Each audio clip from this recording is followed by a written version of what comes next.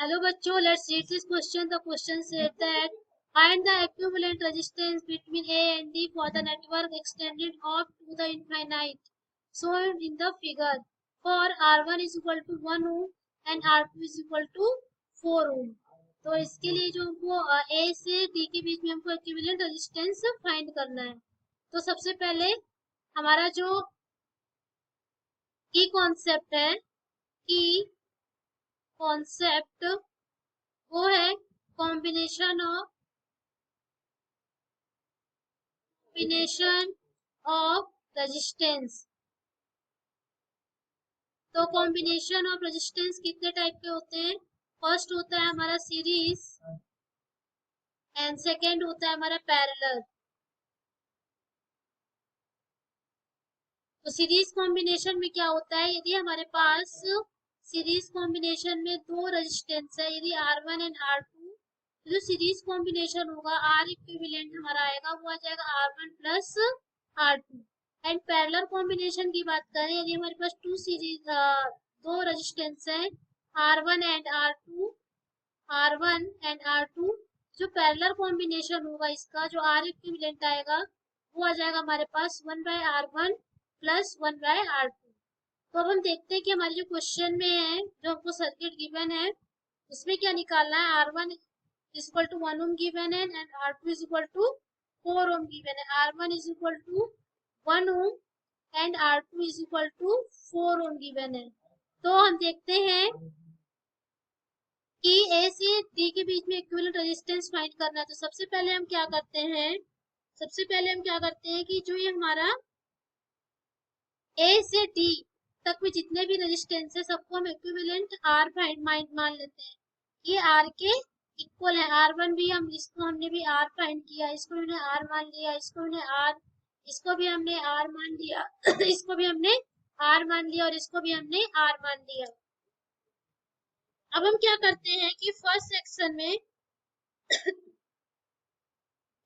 अभी हम first section की बात नहीं कर रहे हैं. ए से यदि हम देखें इधर बी तक, ए से बी तक देखें हम अपने पास, तो हमारे पास जो है, यदि इस R2 को अभी हम नहीं देख रहे हैं, हम यहाँ से ए से इस पॉइंट से जाकर अब हम इधर देख रहे हैं, तो हमारे पास जो है 1 2 3 R1 रेजिस्टेंस है. तो हम इसको मानते हैं कि और ये जो हम मान रहे हैं R1 is equal to R2 is equal to R, ये जो है हमारा वो है due to the infinite nature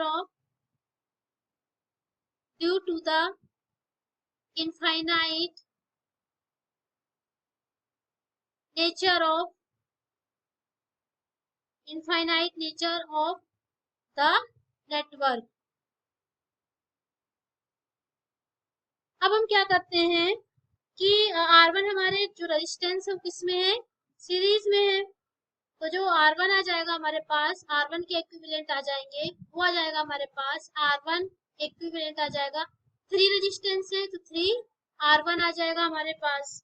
अब चूंकि जो हमारा R2 है वो हमारे पैरेलल कॉम्बिनेशन में आ जाएगा, R2 हमारे पैरेलल कॉम्बिनेशन में आ जाएगा. यहाँ से हमारे पास आ जाएगा,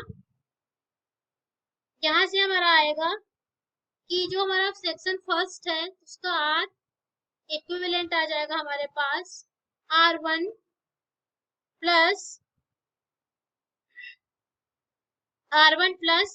3R1 into R2 divide by 3R1 plus R2.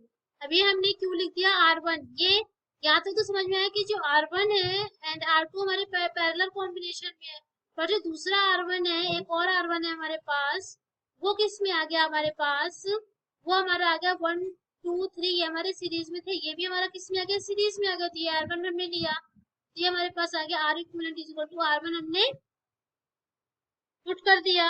अब अब हम देखते हैं कि इसके बाद क्या होता है, कि अब कौन सा स्टेप रहता है. अभी R इक्विवेलेंट आ गया. अब हम देखते हैं कि यहाँ हमारे पास एक according to our assumption the equivalent resistance of the entire network R is equal to the resistance of the first section.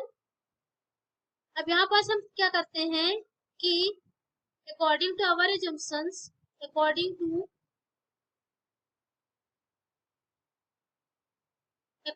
to our assumptions,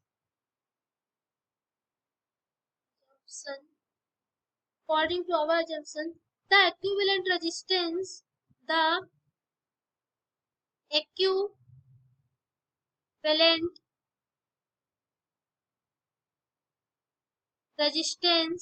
equivalent resistance of the entire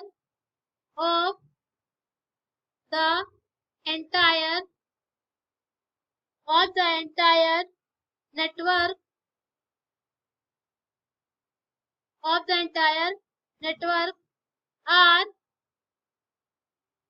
is equal to the resistance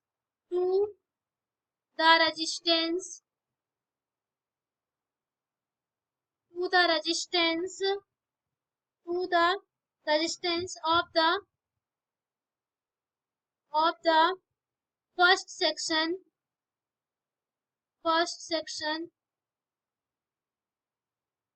plus equivalent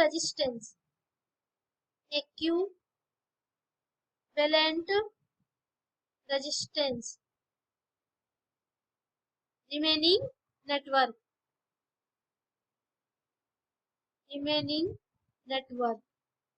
यहाँ क्या कह रहे हैं हम कि जो हमारा are आएगा इक्विवेलेंट वो आ जाएगा हमारा आर सेक्शन।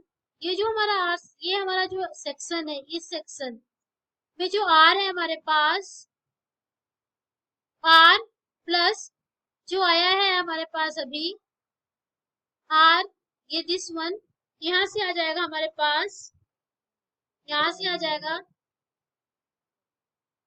R1, यहाँ से हमारा जो पूरा आ जाएगा, इसको जब सॉल्व करेंगे तो आर सेक्शन प्लस आर आ जाएगा हमारे पास।